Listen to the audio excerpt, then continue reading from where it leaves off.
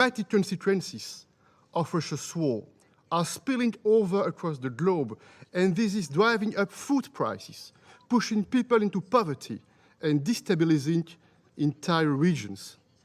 And Russia is solely responsible for this food crisis, Russia alone, despite the Kremlin's campaign of lies and disinformation.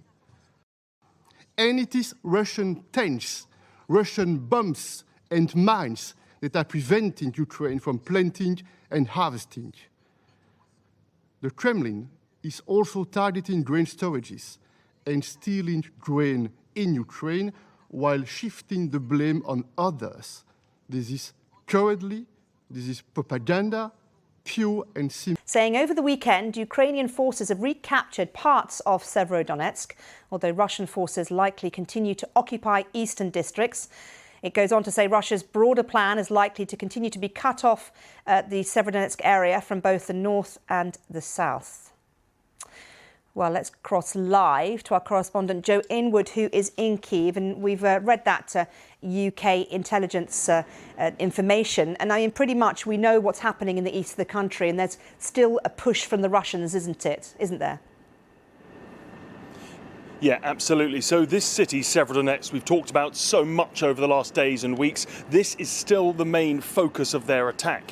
What isn't entirely clear is exactly what is going on in the city. Mobile networks are cut off. It's very hard to get reliable information. We have to rely on what both sides are saying. And maybe unsurprisingly, they both give rather conflicting pictures. It had seemed that the Russians were making a sort of inexorable push towards the river Seversky Donets. That's the river that sits in between Severodonetsk and its twin sister city Lysychansk on the other side of the river. But then over the weekend, the Ukrainians said they were making a counter-offensive and that they'd taken back half the city, as the British Ministry of Defence briefing was referring to there. But then yesterday, President Zelensky says the situation is very tough. They are outnumbered there. So it's a confused picture, but it does seem that the Russians are making some advances using heavy artillery, but both sides taking heavy losses in the process.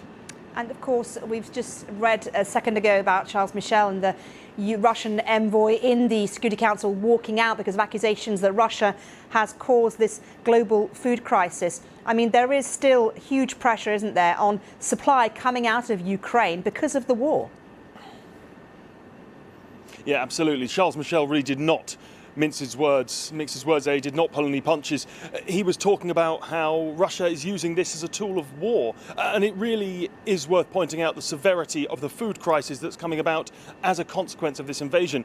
Ukraine is a huge producer of grain, much of it that goes to the developing world. The World Food Programme buys half of their grain supplies from Ukraine. Of course, none of that can get out now. We understand there are about 20 million tons of grain sitting in Ukrainian warehouses. There is more that's soon to be harvested, and planting seasons are not happening. So the consequences of this are being felt, of course, primarily here in Ukraine, with the terrible economic and human cost of this war, but also, and very significantly as well, in parts of the developing world, in East Africa, in Afghanistan, in Egypt, in Sudan, places that are reliant on Ukraine for their grain, and it is impossible for much of it to come out because of the blockade of the Black Sea. There is some coming out, but of course that's via Russian ports, and this is where these accusations by Charles Michel of theft of grain, that's where they come from.